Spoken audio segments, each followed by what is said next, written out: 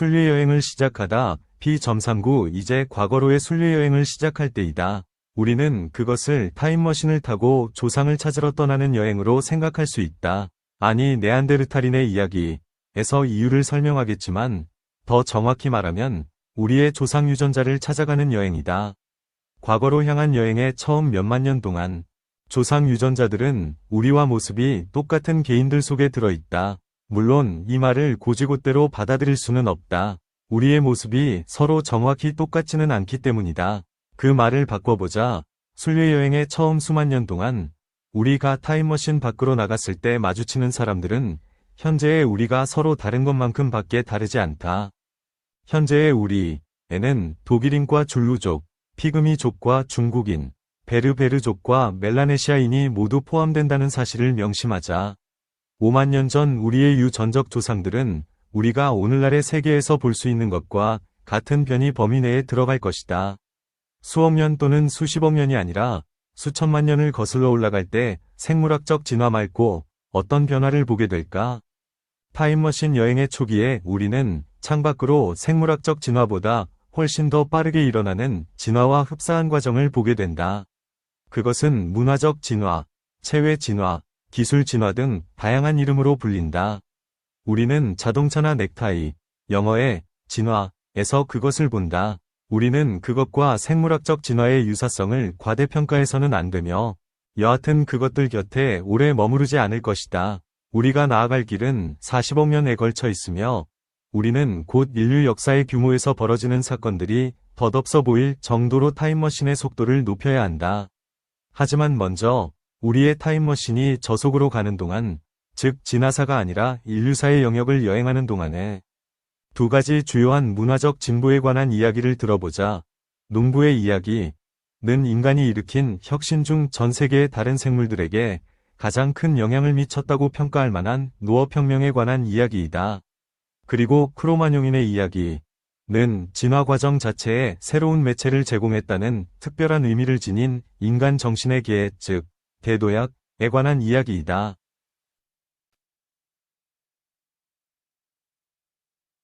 농부의 이야기. 노업혁명은 약 1만 년 전 티그리스 강과 유프라테스 강 사이의 이른바 비옥한 초승달 지역에서 마지막 빙하기가 끝날 무렵에 시작되었다. 이곳은 인류 문명의 요람이다. 얼마 전까지 바그다드 박물관에는 이루 가치를 헤아릴 수 없는 그 시대의 유물들이 있었지만 그것들은 2003년 석유 장관 보호를 우선시한 미국 침략자들이 무관심하게 지켜보는 가운데 파괴되었다. 농경은 중국과 나일 강 연안에서도 독자적으로 발생한 듯하며 신대륙에서도 발생했다. 류기니 내륙에 완전히 고립된 고지대에서도 독자적으로 농경 문명이 발생했다는 흥미로운 연구 사례도 있다. 노업혁명은 신석기 시대와 함께 시작되었다. 떠돌이 수렵채집인들이 정착 농경 생활로 전환했다는 것은 사람들에게 처음으로 집이라는 개념이 생겼다는 의미일 수도 있다. 최초의 농부들이 살던 시대에도 다른 지역에서는 예전 생활 양식을 유지하면서 끊임없이 떠돌아다니는 수렵채집인들이 있었다. 사실 수렵채집인 생활 양식, 수렵인에는 어부도 포함시킬 수 있다.은 사라지지 않았다. 지금도 세계 곳곳에서 그렇게 생활하는 사람들을 볼 수 있다. 오스트레일리아 원주민들, 남아프리카의 산족과 친척 부족들, 부시맨이라고 잘못 불린다. 아메리카의 원주민들, 항해자들이 착각한 이래로 인디언이라고 불린다. 북극권의 이누이트족, 그들은 에스키모라고 부르면 싫어한다. 수렵채집인들은 대개 식물도 재배하지 않고 가축도 키우지 않는다. 실제로는 순수한 수렵채집인에서 순수한 농경인이나 목축인까지 중간에 속한 생활 양식들이 모두 발견된다. 하지만 약 1만 년 전에는 모든 인류가 수렵채집인이었다. 아마도 머지않아 수렵채집인은 모두 사라질 것이다. 사라지지 않은 수렵채집인들은 개화될 것이다. 혹은 타락할 것이라고 말하는 사람도 있을 것이다. 콜린 터지는 네안데르탈인, 산적, 농부, 농경은 진정 어떻게 시작되었는가?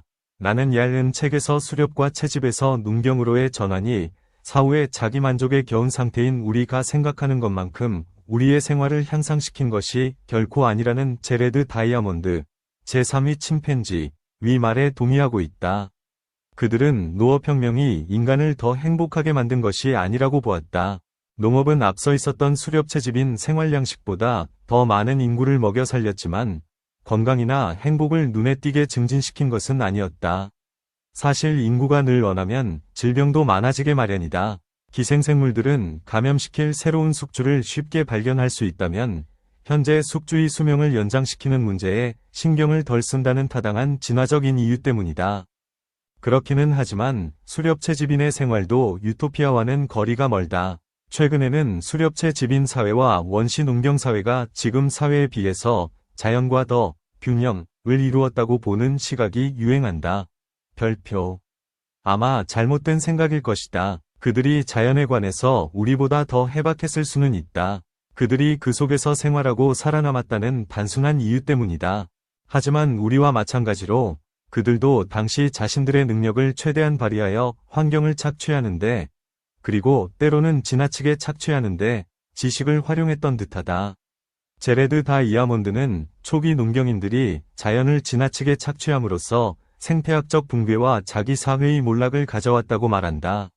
농경 이전의 수렵채집인들도 자연과 균형을 이룬 것과는 거리가 멀며 아마도 지구 전체에서 많은 대형 동물들을 멸종시켰을 것이다. 우리는 농업혁명 직전까지 수렵채집인들이 먼 곳으로 이동해서 자리를 잡은 뒤에 수많은 대형, 그리고 아마도 맛이 좋았을 조류와 포유류가 멸종했음을 시사하는 고고학적 기록들을 종종 볼 수 있다. 별표 이 책 전체에서 나는 원시적 라는 말을 조상의 상태와 더 비슷한 이라는 학술적인 의미로 사용한다. 거기에 열등하다는 의미는 전혀 들어있지 않다.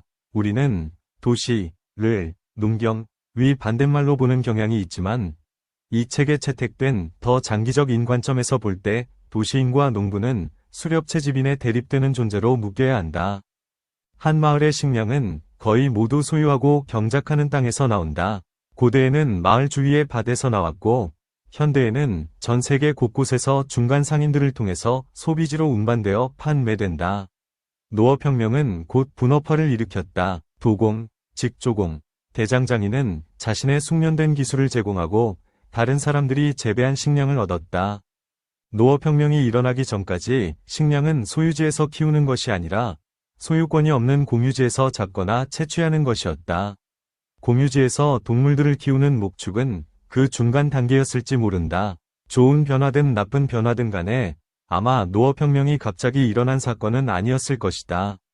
농경은 신석기 시대의 터닙 타운센드, 18세기에 영국의 윤작 농법을 도입한 인물, 역주에 해당하는 어느 천재가 하룻밤에 짜낸 묘안이 아니었다. 소유권이 없는 지역에서 야생 동물들을 사냥하는 사람들도 경쟁 관계에 있는 사냥꾼들에 맞서 사냥터를 지키거나 자신들이 뒤쫓는 동물들을 지켰을지 모른다. 그런 행위는 자연스럽게 동물들을 기본는 행위로 발전했다. 그 다음 그들에게 먹이를 주다가 마침내 울타리에 가두고 키우게 되었다. 나는 이런 변화들 중 그 당시에 혁명적으로 여겨진 것은 전혀 없었으리라고 장담한다. 그 사이에 동물들도 진화했다. 초보적인 형태의 인위 선택을 통해서 가축화가 진행되었다. 그 동물들에게 서서히 다윈주의적인 결과가 나타났을 것이다.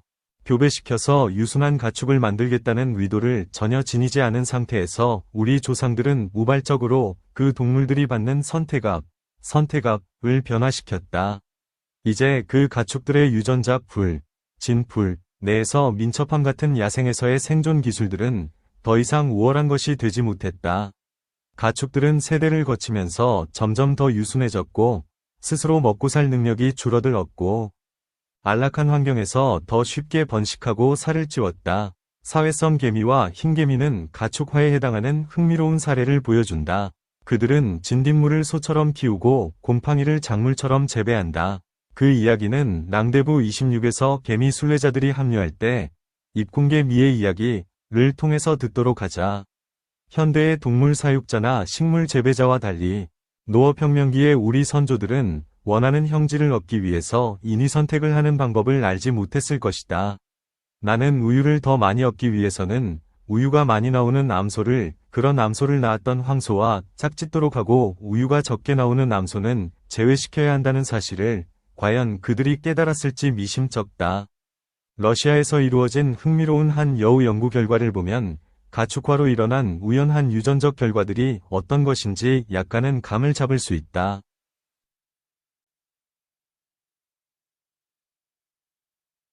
D.K. 벨랴예프 연구진은 여우들을 포획하여 유순하게 만들기 위해서 체계적으로 교배를 시켰다. 그들은 극적인 성공을 거두었다. 벨랴예프는 20년 동안 각 세대에서 가장 유순한 개체들끼리 짝짓기를 시킴으로써 사람을 잘 따르고 사람이 다가오면 꼬리를 흔들어대는 양치기계 콜리와 비슷하게 행동하는 여우를 탄생시켰다.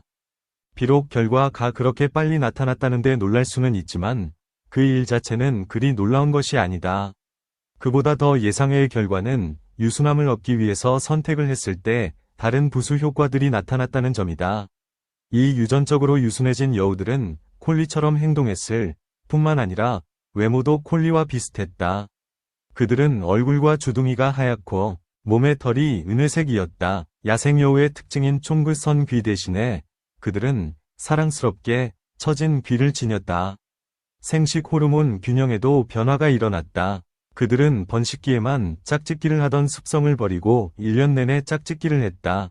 공격성이 약해짐에 따라 신경 활성 화학물질인 세로토닌의 농도가 더 높아졌기 때문인 듯했다. 인위 선택으로 여우를 개로 바꾸는데 고작 20년밖에 걸리지 않은 것이다. 별표 캐나다의 고고학자 수전 크목포드는 그런 변화가 갑상선 호르몬 두 종류의 수치 변화 때문이라고 보았다.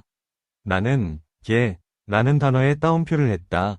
우리의 가축인 개는 여우의 후손이 아니라 늑대의 후손이기 때문이다. 말이 난 김에 덧붙이자면 콜라트 로렌츠는 개 중에서 일부 혈통들만 그가 좋아한 차우차우 같은 늑대의 후손이고 나머지는 자갈에서 유래했다는 유명한 추측을 내놓았는데 현재 그 생각은 틀린 것으로 밝혀졌다. 그는 기질과 행동에 관한 통찰력이 빛나는 일화들을 동원해서 자신의 이론을 뒷받침했다. 하지만 분자분류학은 인간의 통찰력을 능가하며 분자 증거들은 현대의 개 혈통들이 모두 늑대의 후손임을 명확히 보여준다.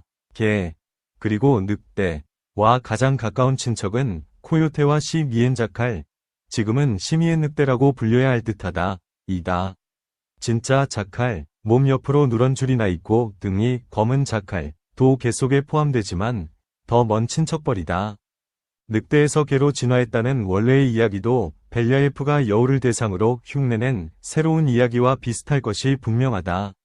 단지 벨랴예프가 여우를 유순하게 만들려는 의도를 지녔다는 점이 다를 뿐이다. 우리 조상들은 의도하지 않은 채 그 일을 했고 그것은 아마도 세계 각지에서 독자적으로 여러 차례에 걸쳐 이루어졌을 것이다. 아마 처음에 늑대들은 인간의 야영지 근처에서 음식 찌꺼기를 찾아 먹었을 것이다. 인간은 그런 청소동물들이 쓰레기를 처리하는 편리한 수단이자 파수꾼, 그리고 껴안고 따뜻하게 잘 수 있는 이불로서도 가치가 있음을 알아차렸을지 모른다.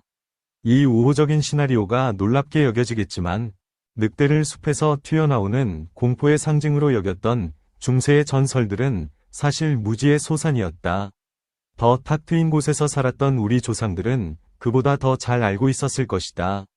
그들이 더 잘 알고 있었음이 분명하다. 결국 늑대를 가축화함으로써 충실하고 믿음직한 개를 만들었으니 말이다. 늑대의 입장에서 볼 때 인간의 야영지는 청소동물에게 먹이가 풍부한 곳이었고 세로토닌 농도가 높고 인간과 있을 때 편안함을 느끼게 해주는 뇌의 또 다른 특성들, 유순한 경향을 지닌 개체들이 가장 큰 혜택을 입었을 가능성이 높다. 몇몇 학자들은 어미 잃은 새끼들을 아이들이 애완동물로 길렀을 것이라는 충분히 타당성 있는 추측을 해왔다. 가축인 개가 늑대보다 인간의 얼굴 표정을 더 잘 읽는다는 것이 실험을 통해서 밝혀지기도 했다. 이것은 오랜 세대 동안 의도하지 않은 채 이루어진 상호지화의 결과인 듯하다. 그와 동시에 우리도 그들의 표정을 읽었고 늑대보다 개가 더 인간적인 얼굴 표정을 지니게 되었다. 인간들이 의도하지 않은 채 그렇게 선택을 했기 때문이다. 우리가 개는 사랑스럽고 애처롭고 다정해 보이는 반면에 늑대는 사악해 보인다고 생각하는 것도 이 때문일 것이다.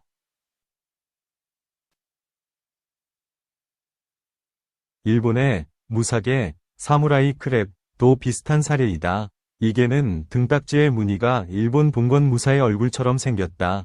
다윈 이론은 이게를 이렇게 설명한다. 미신이 강한 어부들이 무사의 얼굴을 조금이라도 닮은 개들은 잡았다가도 그대로 바다로 던졌다. 오랜 세대에 걸쳐 그런 행위가 이루어지다 보니 인간의 얼굴을 닮은 무늬를 만드는 유전자가 살아남을 가능성이 더 높아지면서 집단 내에 그런 유전자의 빈도가 높아져서 오늘날 흔히 볼 수 있게 되었다는 것이다. 개 이야기가 사실이든 아니든 간에 가축의 진화에서도 틀림없이 그와 비슷한 일이 진행되었을 것이다. 러시아의 여우 실험으로 돌아가 보자. 그 실험은 가축화가 얼마나 빨리 일어날 수 있는지를 보여주며 유순함을 위한 선택이 이루어질 때 부수적인 효과들이 나타날 가능성이 높다고 말해준다. 소, 돼지, 말, 양, 염소, 닭, 거위, 오리, 낙타도 마찬가지로 빠르고 예기치 않은 풍부한 부수 효과들이 나타나는 과정을 거쳤을 가능성이 높다.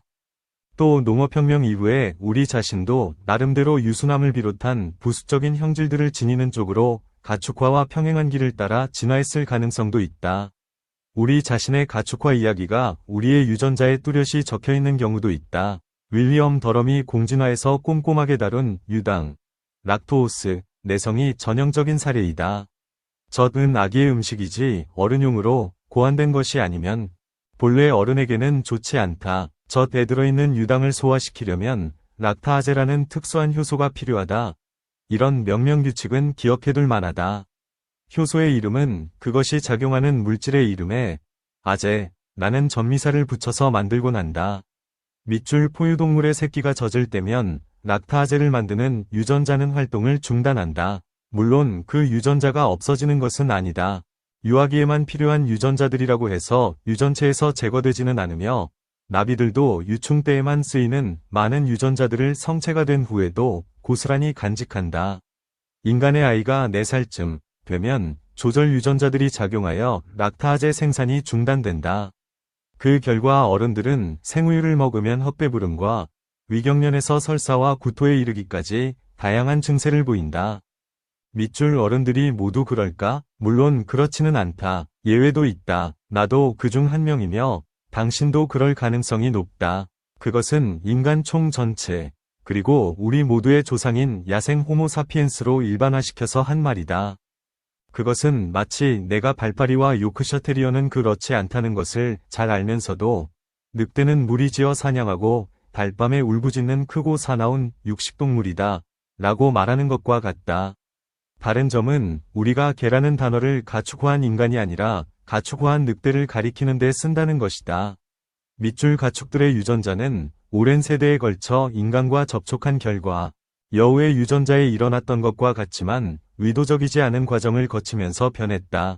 그리고 일부 인간들이 유전자도 가축들과 오랜 세대에 걸쳐 접촉한 결과 변했다. 유당 내성은 루안다의 투치족, 그리고 덜하기는 해도 그들의 오랜 적인 후투족, 서아프리카의 유목민인 풀라니족, 흥미롭게도 정착한 풀라니족은 그렇지 않다. 북인도의 신디족, 서아프리카의 투아레그족, 동북아프리카의 베자족, 나의 조상인 일부 유럽 부족들 등 소수의 부족에게서 진화한 듯하다. 위미심장하게도 이 부족들은 역사적으로 목축을 했다는 공통점이 있다. 그 스펙트럼의 반대쪽 끝에는 중국인, 일본인, 이누이트족, 대다수 아메리카 원주민, 자바인, 피지인, 오스트레일리아 원주민, 이란인, 레바논인, 터키인, 타밀인, 시날라인, 튀니지인, 산족을 비롯한 많은 아프리카 부족, 남아프리카의 츠와나족, 줄루족, 코사족, 스와지족, 북아프리카의 딩카족과 누에르족, 서아프리카의 요르바족과 이그보족 등 어른이 된 뒤에는 유당 내성이 없는 정상적인 인간들이 있다. 대체로 유당 내성이 없는 부족들은 역사적으로 목축을 하지 않았다. 도움이 될 만한 예외 사례들이 있다.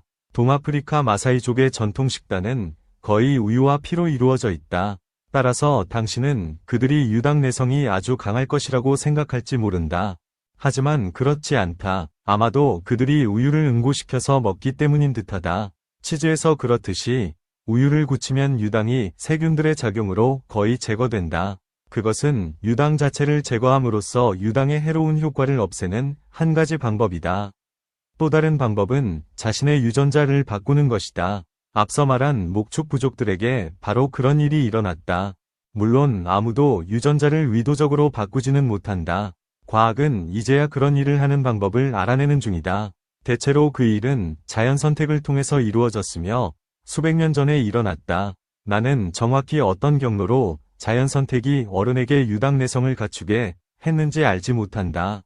아마 어른들은 위급한 시기에 아기의 음식에 위지했을 것이며 그것에 가장 내성이 강한 개인들이 더 많이 살아남았을 것이다. 아마 일부 사회에서는 젖을 떼는 시기가 늦추어졌을 것이며 그런 상황에서 아이들의 생존을 위한 선택에서 서히 어른의 내성으로 이어졌을 것이다. 구체적으로 어떠했든 간에 비록 유전적인 것이지만 그 변화는 문화적으로 유도된 것이다. 소, 양, 염소가 만드는 것의 양 증가와 유순함의 진화는 그들을 기르는 부족들의 유당 내성 증가와 함께 이루어졌다. 둘 다 집단 내의 유전자 빈도가 변화했다는 의미에서 진정한 진화적 추세였다. 하지만 둘 다 비유전적인 문화적 변화에 의해서 유도된 것이다. 유당 내성은 빙산의 일각에 불과할까? 우리의 유전체에는 우리 몸의 생화학뿐만 아니라 정신에 영향을 미친 가축화의 증거가 가득 들어 있을까? 벨리아프가 가축화한 여우처럼, 그리고 우리가 개라고 부르는 가축화한 늑대처럼 우리도 처진 귀, 다정한 얼굴, 흔들어대는 꼬리에 상응하는 것을 지님으로써 더 유순하고 더 사랑스러워진 것은 아닐까? 그 생각은 당신에게 맡기기로 하고 서둘러 계속 나아가자. 수렵이 목축으로 전환되는 동안 채집도 식물 재배로 비슷한 전환을 겪었다. 그것도 대부분 의도하지 않은 채 이루어졌을 것이다. 땅에 씨를 뿌리면 그 씨를 맺은 것과 똑같은 식물이 자란다는 사실을 처음 알아차렸을 때처럼 창조적인 발견의 순간이 있었음은 분명하다. 혹은 물을 주고 잡초를 뽑고 비료를 주는 것이 작물의 생장에 도움이 된다는 점을 누군가 처음 발견했을 때처럼 말이다.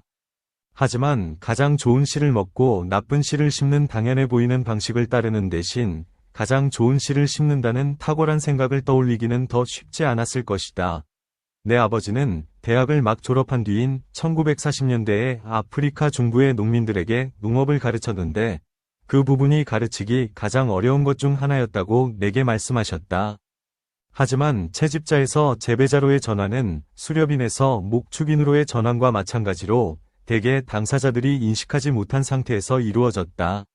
밀, 귀리, 보리, 호밀, 옥수수 등 우리의 주식이 되는 작물들 중에는 농경이 시작된 이래로 의도하지 않은 채 그리고 나중에는 의도적으로 이루어진 인간의 선택으로 크게 변형되어 온 벼과 식물들이 많다. 동시에 우리 자신도 우유의 내성을 가지도록 진화한 것처럼 곡류 내성이 커지는 쪽으로 수천 년에 걸쳐 유전적으로 변화했을지 모른다. 농업혁명 이전에는 밀과 귀리 같은 전분이 많은 곡류가 우리 식단의 주류가 될 수 없었을 것이다. 오렌지나 딸기와 달리 곡류의 씨는 먹히려고 고안된 것이 아니다. 서양 자두나 토마토의 씨는 동물의 소화기관을 거쳐 퍼지는 전략을 채택하지만 곡류의 씨는 그렇지 않다. 밑줄 그 관계를 우리의 입장에서 살펴보자. 다른 보조수단이 없다면 인간의 소화기관은 전분의 양이 적고 단단하며 잘 벗겨지지 않는 껍질을 가진 벼과 식물들 위 씨에서 많은 양분을 흡수할 수 없다. 빨고 요리하면 어느 정도 도움이 되지만 우유 내성의 진화와 마찬가지로 우리 자신이 야생 상태의 조상들에 비해서 밀에 대한 생리학적 내성을 갖추는 쪽으로 진화했으리라고 상상할 수도 있다. 밀에 내성이 없는 사람도 있다. 꽤 많은 수의 불운한 사람들이 내성이 있다면 더 행복하리라는 것을 고통스럽게 경험하고 있다. 밑줄 밀 내성이 없는 산족 같은 수렵채집인들과 밀을 오랫동안 먹어온 농경인들을 조상으로 둔 사람들을 비교하면 무엇인가 드러날지 모른다. 여러 부족들 사이의 유당 내성을 비교한 연구 결과가 나왔듯이 밀 내성을 대규모로 비교한 연구 결과도 있을지 모르지만 나는 아직 찾아내지 못했다. 술 내성을 체계적으로 비교하는 연구도 흥미로울 것이다. 특정한 대립 유전자들을 지닌 사람들은 원하는 것보다 간의 알코올 분해 능력이 떨어진다고 알려져 있다.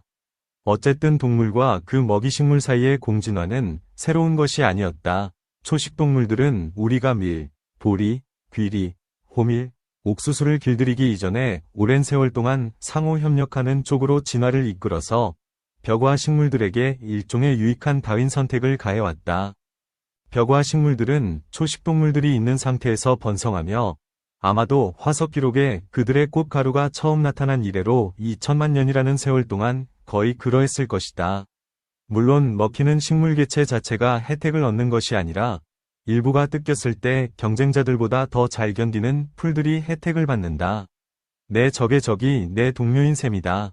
풀들은 흙, 햇빛, 물을 놓고 서로 경쟁하는 다른 식물들을 초식동물들이 뜯어먹으면 설령 자신도 일부 뜯긴다고 해도 번성할 수 있다. 수백만 년을 거치자 풀들은 야생소, 영양, 말 같은 초식동물들, 그리고 나중에는 잔디 깎는 기계, 이 있는 상황에서도 잘 번성할 수 있었다.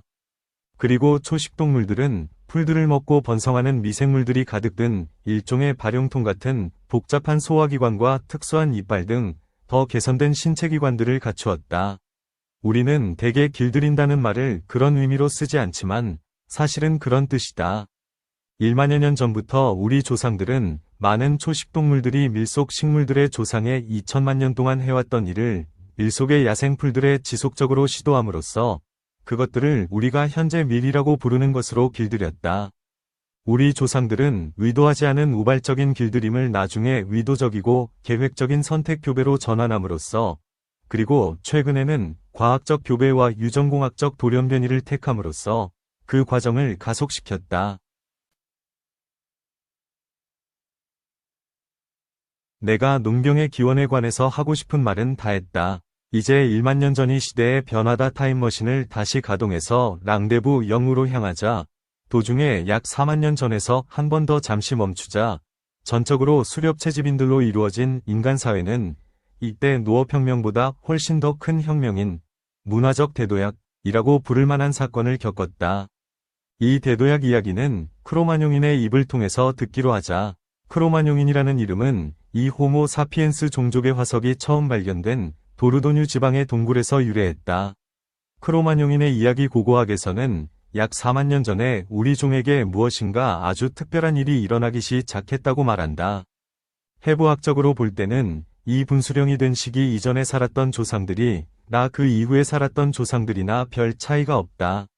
이 분수령 이전에 살았던 인류와 우리의 차이는 당시 세계 각지에서 살았던 사람들 사이의 차이나 현대에 사는 우리들끼리의 차이나 별 다를 바 없을 것이다. 그들의 해부 구조를 보면 그렇다. 하지만 그들의 문화를 보면 엄청난 차이를 실감하게 된다. 물론 현재 세계 각지의 문화들은 엄청난 차이를 보이며 아마 당시에도 그랬을 것이다. 그러나 4만 년보다 훨씬 더 이전으로 거슬러 올라가면 그렇지 않다.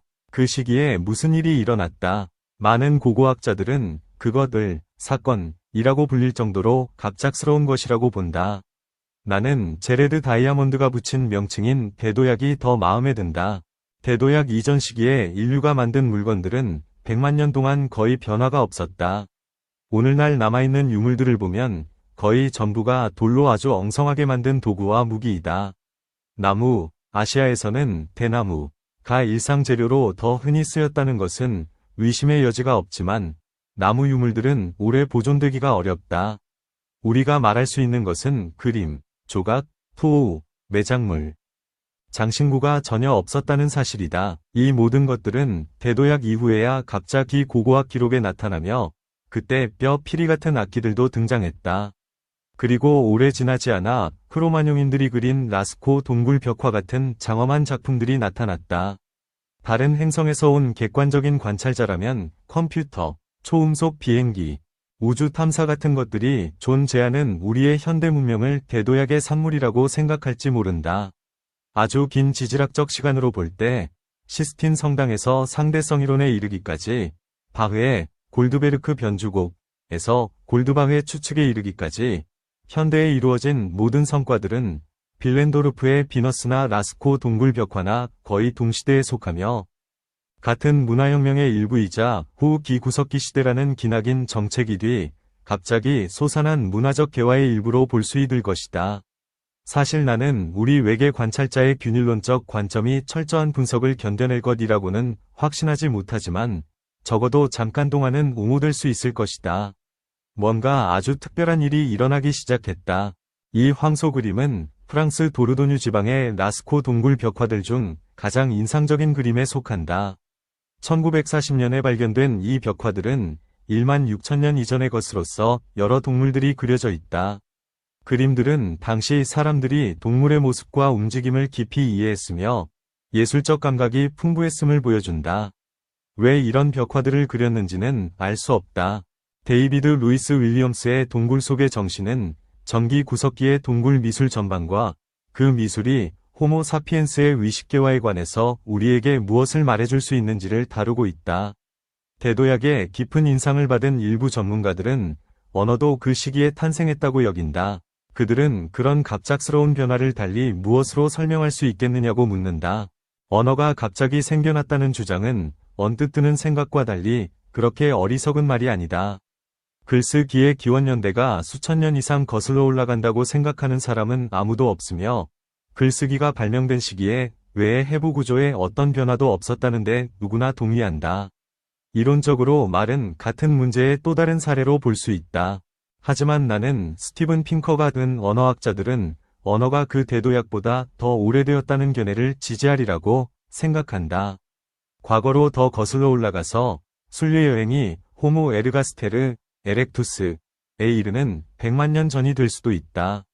언어는 아니었다고 할지라도 아마 대도약은 우리가 새로운 소프트웨어 기술이라고 부를 수 있는 무엇인가가 갑작스럽게 발견된 시기였을 것이다. 이라면 어떨까? 같은 상상을 꽃피우게 할 조건절 같은 새로운 문법이 갑자기 등장했을지도 모른다. 혹은 초기 언어가 대도약 이전에는 눈앞의 대상에 대한 대화용으로만 쓰였을 수도 있다. 그러다가 어느 천재가 단어를 지금 눈앞에 없는 대상을 지칭하는데도 쓸 수 있다는 사실을 깨달았을지 모른다. 우리 둘 다 볼 수 있는 저 연못, 과 언덕 너머에 연못이 있다고 상상하자 라는 말은 다르다. 또는 대도약 이전의 고고학적 기록에는 전혀 없는 표현 예술이 지시 언어로 이어지는 달이었는지도 모른다. 아마 사람들은 눈앞에 없는 들소에 관해서 이야기하는 법보다 들소를 그리는 법을 먼저 배웠을 것이다. 나는 대도약이라는 짜릿한 시기에 더 머무르고 싶지만 우리는 기나긴 순례여행을 하고 있으므로 다시 과거로 나아가야 한다. 이제 공조상 공, 즉 살아있는 모든 인류의 가장 최근 조상을 찾을 수 있는 시대로 가자.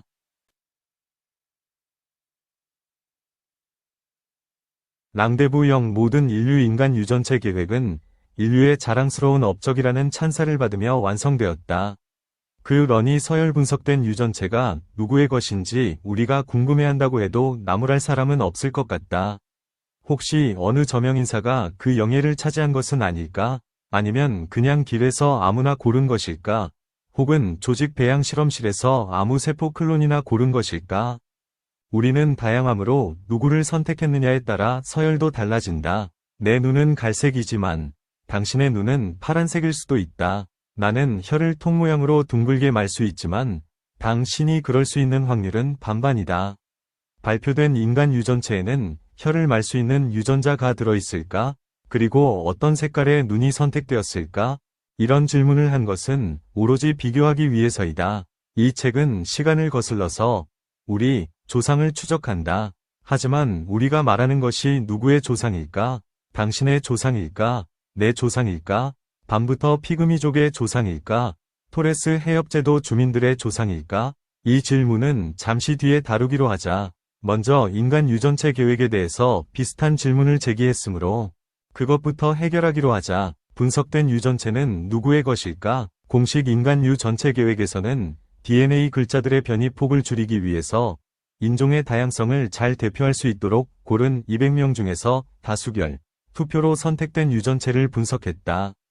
반면에 크레이그 벤터 박사가 주도한 민간 부분에서는 분석된 유전체의 대부분이 박사 자신의 것이었다. 훌륭하고 온당한 온갖 이유들을 들어 유전체 기증자들을 익명으로 하고 다 양한 인종을 대변해야 한다고 권고한 바 있던 그곳의 윤리위원회는 그가 분석된 유전체가 자신의 것이라고 발표하자 대경실색했다. 인간의 유전적 다양성 자체를 연구하는 계획들도 있는데 기묘하게도 그 계획들은 인간의 다양성을 인정하는 것이 부도덕한 일이라도 되는 양 계속 정치적 공격을 받고 있다. 이런 상황을 보면 그나마 인간이 다양하다는 것이 정말 다행이다. 별표 벤터 박사의 연구진은 더 나아가 개의 유전체도 해독했는데 그 영광을 차지한 개가 그의 푸들인 섀도우였다는 것도 그리 놀랄 일은 아니다. 이제 순례여행으로 되돌아가자. 우리가 추적하는 것은 누구의 조상일까? 충분하 거슬러 올라가면 모든 사람들의 공통 조상이 나타날 것이다. 당신이 누구든 간에 당신의 조상은 나의 조상이고 나의 조상은 당신의 조상이기도 하다. 어느 정도 그럴 것이라는 의미가 아니라 말 그대로이다. 이것은 새로운 증거 없이도 깊이 생각하면 드러나는 진리 중 하나이다. 우리는 귀류법이라는 수학 기법을 이용하여 순수히 성으로 그것을 증명할 수 있다. 우리가 탄 가상의 타임머신을 불합리할 정도로 더 과거로, 즉 우리 조상들이 따쥐나 주머니쥐와 비슷한 모습이었던 약 1억 년 전으로 보내보자. 그 시대의 세계 어딘가에 내 개인의 조상들 중 최소한 하나가 살고 있었을 것이다. 그렇지 않았다면 나는 이 자리에 없을 테니 말이다. 이 특이한 작은 포유동물을 헨리라고 부르자. 헨리가 내 조상이라면 당신의 조상이기도 하다는 것을 증명할 방법을 찾아보자. 먼저 반대 명제를 생각해보자. 즉 나는 헨리의 자손이지만 당신은 헨리의 자손이 아니라고 하자. 당신의 계통과 내 계통은 현재까지 1억 년 동안 진화했고 서로 접촉, 즉 상호 교배를 전혀 하지 않은 채 나란히 행진해서 같은 진화적 목적지에 도달해야 한다. 당신의 친척들과 내 친척들이 서로 교배가 가능할 정도로 아주 흡사한 상태로 말이다. 이런 귀류법이 불합리하다는 것은 명백하다. 헨리가 내 조상이라면 당신의 조상이기도 해야 한다. 또 내 조상이 아니라면 당신의 조상도 될 수 없다.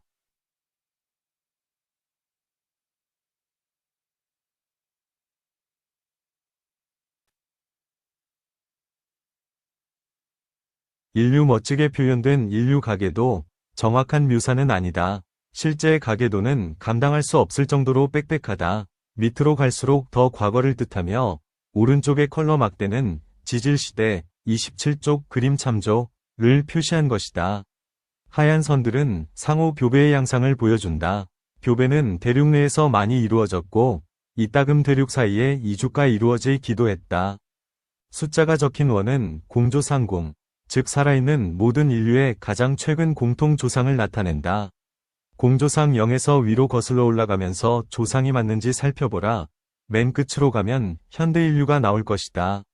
우리는 얼마나 오래되었는지 충분히 밝히지 않고서도 어떤 후손 인류의 충분히 오래된 조상은 인류 전체의 조상임이 분명하다는 것을 방금 증명했다. 인간종 같은 특정한 후손 집단들의 아주 먼 조상 문제는 도 아니면 무이다. 게다가 헨리가 내 조상, 그리고 당신이 이 책을 읽을 정도의 인간이라면 필연적으로 당신의 조상이고 그의 형제인 에릭이 살아있는 모든 땅돼지들의 조상일 가능성도 얼마든지 있다. 단지 가능하다는 차원의 이야기가 아니다. 역사의 어느 한순간에 같은 종에 속한 두 동물 중 하나가 모든 인류의 조상인 반면 절대 땅돼지의 조상은 아니고 다른 하나는 모든 땅돼지의 조상인 반면 절대 인류의 조상은 아닌 때가 분명히 있었다는 것도 놀라운 사실이다. 그들은 서로 만났을 수도 있으며 심지어 형제였을 수도 있다. 땅돼지 대신에 현대의 어떤 종을 대입해도 그 말은 여전히 참이다. 차근차근 살펴보면 모든 종들이 서로 친척이라는 사실에서 그런 결과가 나옴을 알 수 있다. 모든 땅돼지들의 조상, 이 땅돼지 외의 다른 많은 동물들, 랑데부 13에서 만날 아프로테리아라는 큰 분류군 전체와 코끼리, 듀공, 바위너구리, 마다가스카르의 텐렉을 비롯한 동물들, 위 조상이기도 하다는 사실을 기억해두자. 내 추론은 귀류법의 형태로 이루어졌다. 그것은 헨리가 살아있는 모든 인류를 낳았거나 그렇지 않았음이 명백할 만큼 아주 오래전에 살았다고 가정한다. 그렇다면 얼마나 오래전에 살았어야 충분히 오래전이라고 할 수 있을까? 그것은 좀 더 어려운 질문이다. 1억 년은 우리가 추구하는 결론을 확실히 보장하고도 남을 기간이다. 반면에 100년 정도만 거슬러 올라갔을 때는 모든 인류를 직접적인 후손이라고 주장할 수 있는 개체는 없다. 그렇다면 100년 전과 1억 년 전이라는 확실한 기준 사이에 있는 1만 년, 10만 년, 혹은 100만 년 전이 불명확한 중간 조상들은 어떠했을까? 내가 이 귀류법을 에덴 밖의 강에서 설명했을 당시에는 정확한 계산 결과를 얻을 수 없었지만 다행히 현재 조지프 창이라는 예일대학교의 통계학자가 그 일에 착수한 상태이다. 그의 결론과 그 안에 담긴 의미들은 태즈메이니아인이 이야기에 실려 있다. 공조상 0이 살아있는 모든 인류의 가장 최근 공통조상이므로 이 랑데부에서 그 이야기를 듣기로 하자. 랑데부 0의 연대를 알려면 창이 한 계산을 훨씬 더 정교하게 다듬을 필요가 있다. 랑데부 0은 거슬러 올라가는 순례여행에서 우리가 인류의 공통조상과 맨 처음 마주치는 시점이다. 하지만 우리의 귀류법에 따르면 더 올라가면 우리가 타임머신을 타고 가면서 만날 모든 개체들이 공통조상이든지 아니든지 둘 중 하나인 시점이 나온다. 그리고 그 이정표가 있는 곳에 우리의 눈에 띌 만한 조상이 없다고 할지라도 지나가면서 인사를 할 가치는 있다. 우리가 추적하는 것이 당신의 조상인지 내 조상인지 여부를 더 이상 걱정하지 않아도 되는 시점이기 때문이다. 그 이정표가 있는 곳부터는 모든 독자들이 한 무리의 순례자가 되어 어깨를 나란히 하고 과거로 행진하기 때문이다. 태즈메이니아인이 이야기, 옛 윈과 공적, 조상들을 추적하는 일은 심심풀이로 해볼 만하다. 인류 역사를 추적할 때처럼 거기에도 두 가지 방법이 있다. 당신은 자신의 부모 2명, 조부모 4명, 증조부모 8명 등을 열거하면서 과거로 거슬러 올라갈 수 있다. 아니면 먼 조상을 택한 뒤 그의 아이들, 손자들, 증손자들 등 자신에게 도달할 때까지 후손들을 차례로 나열할 수도 있다. 아마추어 족보 연구자들은 양쪽 방법을 써서 세대를 오르내리면서 교구 기록이나 가 정령 성경에 적혀있는 가계도를 추적한다. 아무나 두 사람을 골라 과거로 거슬러 올라가면 빠르든 늦든 간에 가장 최근 공통조상, Most Recent Common Ancestor, 줄여서 MRCA라고 하자, 과 마주친다. 당신과 나든 백왕공과 여왕이든 어떻게 짝을 짓든 간에 두 사람은 공조상 한 명 또는 한 쌍에 수렴되게 마련이다. 하지만 우리가 선택한 사람이 가까운 친척이 아니라면 공조상을 찾기 위해서는 가계도를 아주 멀리까지 거슬러 올라가야 하며 그 조상은 대개 우리가 모르는 누군가일 것이다. 현재 살아있는 모든 인류의 공조상은 더욱더 그렇다. 살아있는 모든 인류의 가장 최근 공통조상인 공조상 영위 연대를 파악하는 것은 족보 연구가 가할 수 있는 종류의 일이 아니다. 그것은 추정하는 일이며 따라서 수학자의 몫이다. 응용수학자는 현실 세계를 단순화한 것, 즉 모형을 만들어서 현실을 이해하고자 한다. 모형은 현실을 조망하는 능력을 전혀 잃지 않으면서도 생각을 수월하게 할 수 있도록 도와준다. 때로 모형은 현실 세계를 규명하는 출발점, 즉 기준점 역할도 한다. 살아있는 모든 인류의 공통조상의 연대를 추정할 수학 모형을 짤 때 이주자가 전혀 없는 섬에서 사는 일정 규모의 번식 집단을 상정한다면 가정을 꽤 단순화할 수 있다. 일종의 장난감 세계인 셈이다. 19세기 유럽 정착민들이 농업을 망치는 해로운 존재로 여겨 절멸시키기 전까지 행복한 시대를 살았던 태즈메이니아 원주민들이 바로 그런 이상적인 집단에 해당한다. 순수 혈통의 마지막 태즈메이니아인 트루가니니는 친구 킹빌리가 죽은 지 얼마 지나지 않은 1876년에 사망했다. 나중에 빌리의 음낭은 담배쌈지로 만들어졌다. 나치가 유대인이 피부로 만든 등불 갓을 떠오르게 한다. 태즈메이니아 원주민들은 약 1만 3천 년 전 해수면이 높아져 오스트레일리아와 이어져 있던 육지 다리가 물에 잠기면서 고립되었다. 그 뒤로 그들은 외부인을 전혀 접하지 못하다가 19세기에 유럽인들이 들어오자 대량 학살을 당했다. 모형을 만든다는 우리의 목적상 태즈메이니아가 1800년까지 약 1만 3천 년 동안 다른 세계와 완전히 고립되어 있었다고 생각하자. 모형의 목적상 1800년을 현재로 정의하자. 다음 단계는 짝짓기 양상을 모형화하는 것이다. 현실 세계에서 사람들은 연애결혼을 하거나 중매결혼을 하지만 모형 제작자인 우리는 수학적으로 처리하기 쉽도록 세세한 부분을 과감하게 생략하기로 하자. 우리는 다양한 짝짓기 모형을 상상할 수 있다. 무작위 확산 모형은 남녀가 출생지에서 밖으로 확산되는 입자처럼 행동한다고 본다.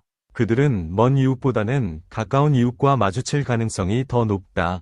그보다 현실성은 더 떨어지지만 더 단순한 것은 무작위 짝짓기 모형이다. 이 모형은 거리를 전혀 고려하지 않고 그냥 섬에 있는 모든 남녀의 짝짓기 기회가 동등하다고 가정한다. 물론 두 모형은 설득력이 한참 떨어진다. 무작위 확산 모형은 사람들이 출발점에서 아무 방향으로나 걸어간다고 가정한다. 하지만 현실에서는 그들의 발길을 인도하는 통로나 길이 있다. 즉 섬의 숲과 풀밭을 가로지르는 좁은 유전자 도랑들이 있다. 무작위 짝짓기 모형은 훨씬 더 비현실적이다. 굳이 살펴볼 필요도 없다. 우리는 단순화한 이상적인 조건에서 무슨 일이 벌어지는지 알아보려고 모형을 만든다. 모형은 놀라운 결과를 내놓을 수도 있다. 그러면 우리는 현실 세계가 그보다 더 놀라운지 덜 놀라운지, 그렇다면 어느 측면에서 그러한지를 살펴볼 필요가 있다. 조지프 창은 수리유전학자들의 오랜 전통에 따라 무작위 짝짓기를 택했다. 그의 모형은 개체군 크기가 일정하다고 가정함으로써 규모의 영향을 무시했다. 그가 태즈메이니아를 다룬 것은 아니지만 우리는 계산을 극도로 단순화해서 우리가 다룰 집단의 수가 5,000명으로 일정하게 유지된다고 가정하자. 대량 학살이 시작되기 전인 1800년에 태즈메이니아 원주민 인구가 그 정도였다고 추정된다. 그런 단순화가 수학 모형 작성의 핵심이라는 것을 다시 한번 말해두어야겠다. 단순화는 그 방법의 약점이 아니라 특정한 목적에 적합한 강점이다. 물론 유클리드가 선에 폭이 없다고 진짜로 믿지 않은 것처럼 창도 사람들이 무작위로 짝짓기를 한다고는 믿지 않았다. 우리는 추상적인 가정들이 어디로 이어지는지 계속 따라간 다음에 세세한 부분들이 현실 세계와 중요한 차이를 보이는지 판단하기로 하자. 그렇다면 현재 살고 있는 모든 사람들의 조상을 찾았다고 제대로 확신하려면 얼마나 많은 세대를 거슬러 올라가야 할까? 추상 모형으로부터 계산한 해답은 개체군 크기 위 로그 함수, 밑이 2인, 이다. 로그 함수의 밑이 2라는 것은 2를 해당하는 횟수만큼 곱해야 원하는 수가 나온다는 의미이다. 5000을 얻으려면 2를 약 12.3번 곱해야 한다. 따라서 우리가 예로 된 태즈메이니아 2는 이론상 12.3세대를 거슬러 올라가야 공조상을 찾을 수 있다. 한 세기를 4대라고 보면 4세기만 거슬러 올라가면 된다. 사람들이 25세 이전에 자식을 낳는다고 하면 기간은 더 줄어든다. 어떤 특정 개체군의 가장 최근 공통조상이 살았던 시기를 창1이라고 부르자 창1에서 계속 거슬러 올라가면 머지않아 창2 위 시기에 도달할 것이다. 그 시기에 사는 사람들은 공통조상이든지 아니면 살아남은 후손을 전혀 남기지 못한 존재든지 둘 중 하나일 것이다. 창1과 창2 사이의 짧은 기간에는 살아남은 후손이 있지만 모든 사람의 공통조상은 아닌 중간 범주에 속한 사람들이 있다. 여기에서 창2에 사는 사람들의 대다수가 보편적인 조상이라는 놀라운 추론이 도출된다. 즉 어느 한 세대의 개체들 중 약 80%는 이론상 먼 미래에 살게 될 모든 사람들의 조상들이라는 것이다. 수학적으로 계산하면 창2가 창1보다 약 1.77배 더 오래되었다는 결과가 나온다. 12.3세대를 1.77배하면 22세대에 조금 못 미치며 기간으로는 5에서 6세기 사이이다. 따라서 타임머신을 타고 시간을 거슬러 올라가서 영국의 제프리 초서가 살던 무렵까지 가면 도 아니면 모인 상황에 도달한다.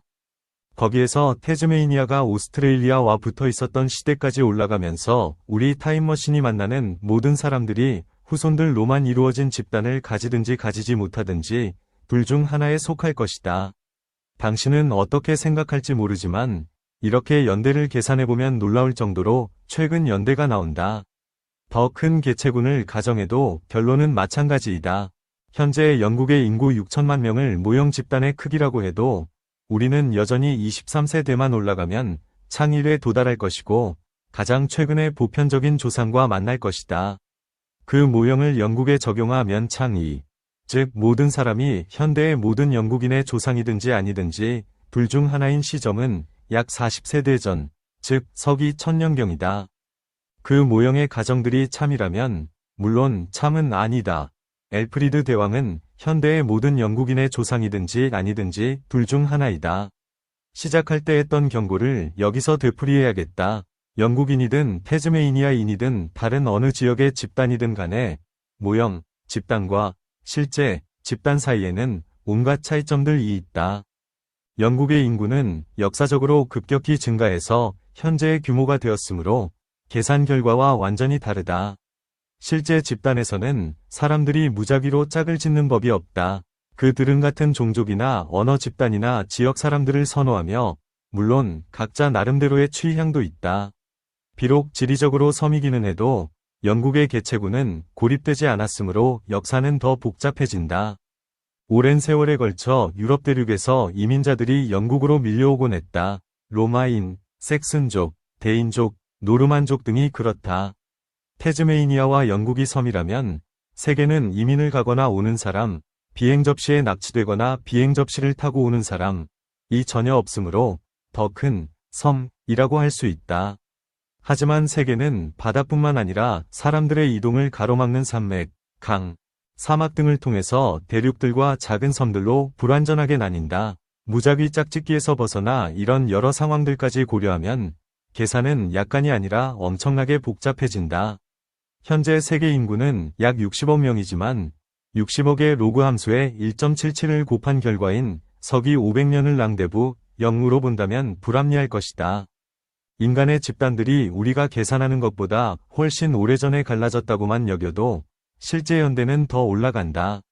태즈메이니아처럼 섬이 1만 3천년 동안 고립되어 있었다면 인류가 1만 3천년보다 더 나중에 보편적인 조상을 지닌다는 것 자체가 불가능하다.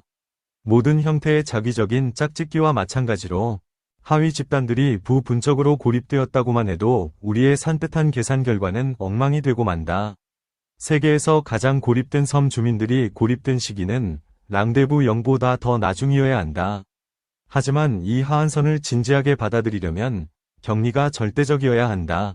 앞서 말한 80%라는 계산 결과 때문이다.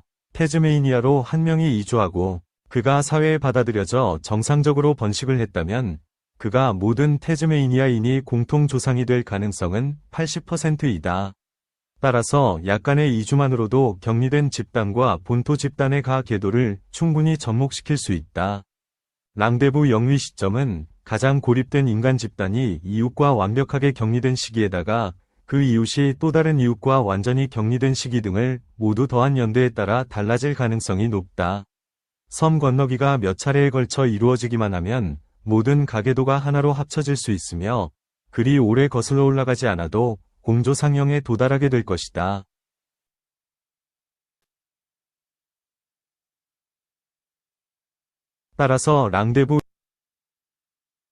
따라서 랑데부 0은 수만 년이면 나타날 것이며 아무리 해도 수십만 년 이상으로는 올라가지 않을 것이다.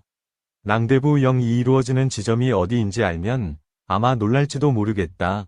당신은 내가 처음에 그러했듯이 그곳이 아프리카라고 생각하기 쉬울 것이다. 아프리카는 인류 내에서 유전적 격리가 가장 철저하게 나타나는 곳이므로 살아있는 모든 인류의 공통 조상을 그곳에서 찾는 것이 논리적일 듯하다. 학자들은 아프리카의 사하라 사막 주변 지역을 없앤다면 인류의 유전적 다양성 중 상당 부분을 잃겠지만 아프리카를 제외한 다른 모든 지역을 없앤다면 다양성에 별 변화가 없을 것이라는 말을 흔히 한다. 그러나 공조상형은 아프리카 바깥에서 살았을지도 모른다.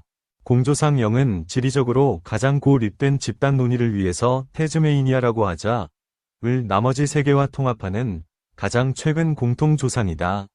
태즈메이니아가 완전히 격리된 뒤에 아프리카를 포함한 나머지 세계의 집단들이 오랜 기간 적어도 어느 정도 상호 교배를 했다고 가정하자. 그랬을 때 창의 계산 논리에 따르면 공조상 0이 아프리카 바깥에 살았다고 추측할 수 있다. 태즈메이니아 근처에 있던 후손이 그 섬으로 이주했을 것이기 때문이다. 하지만 그래도 여전히 아프리카 집단들이 인류의 다양성 중 대부분을 지닌다. 이 역설처럼 보이는 상황은 다음 이야기에서 사람이 아니라 유전자의 가궤도를 탐구할 때 해명하기로 하자. 따라서 우리는 공조상 0이 아마 수만 년 전에 살았으며 심지어 아프리카에서 살지 않았을 가능성도 있다는 놀라운 결론에 도달한다.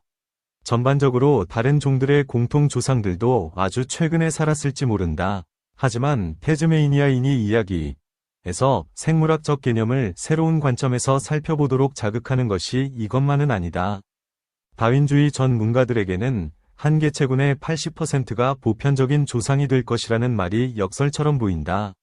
무슨 의미인지 설명해보자. 우리는 각 생물을 적합도 라는 양을 최대화하기 위해서 애쓰는 존재로 생각하곤 한다. 적합도가 정확히 무엇을 의미하는지는 논란거리이다. 흔히 선호되는 한 가지 비슷한 개념은 자손의 수이다.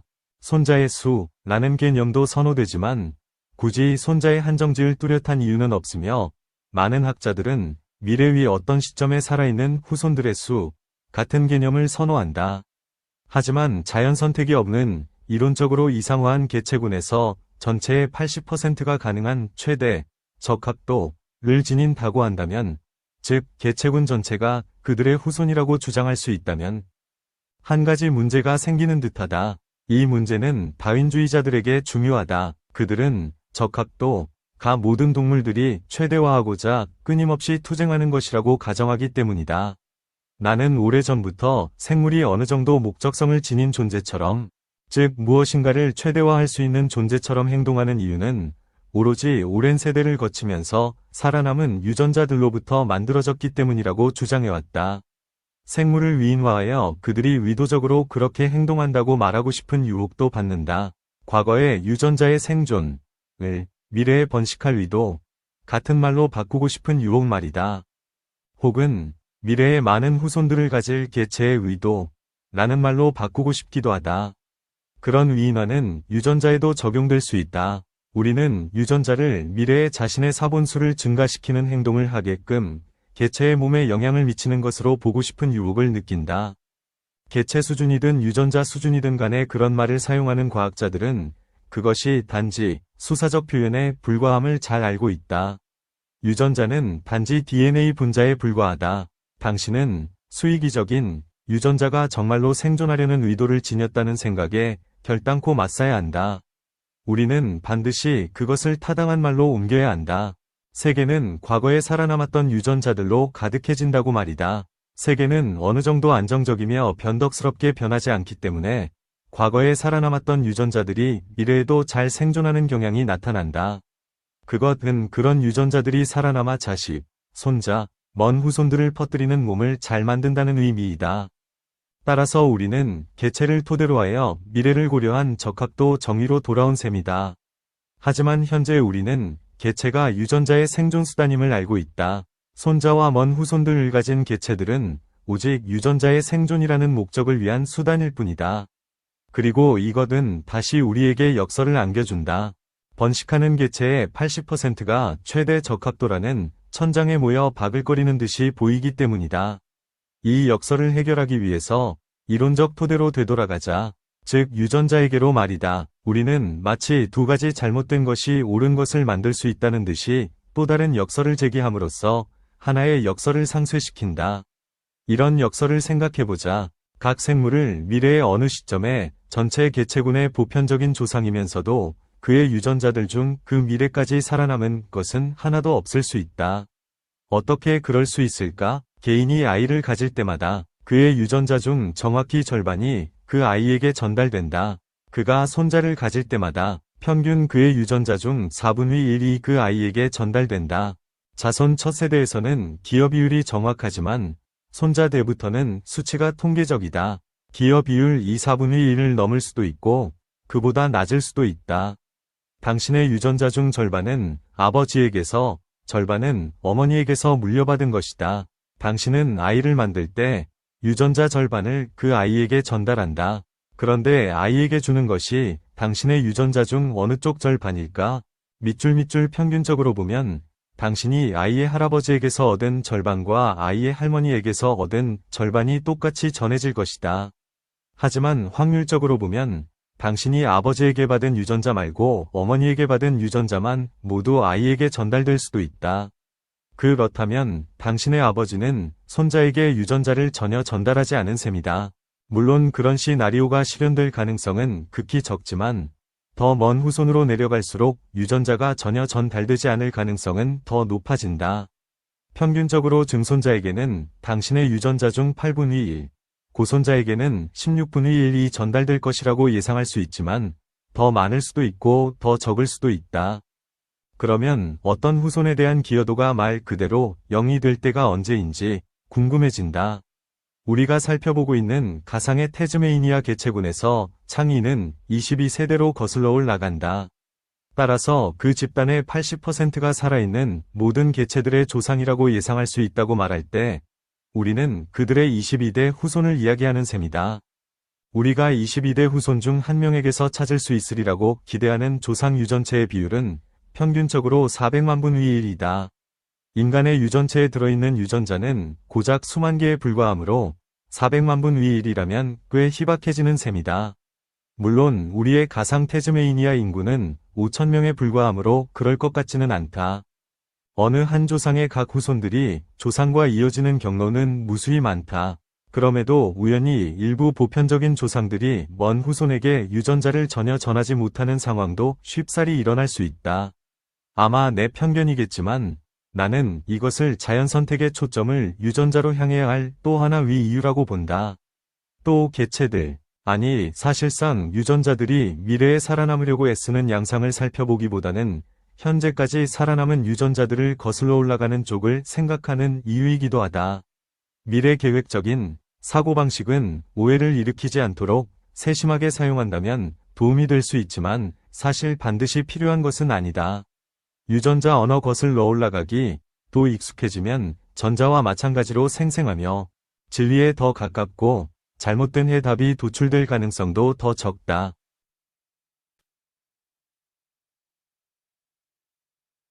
태즈메이니아인이 이야기에서 우리는 족보상의 조상 이야기를 했다.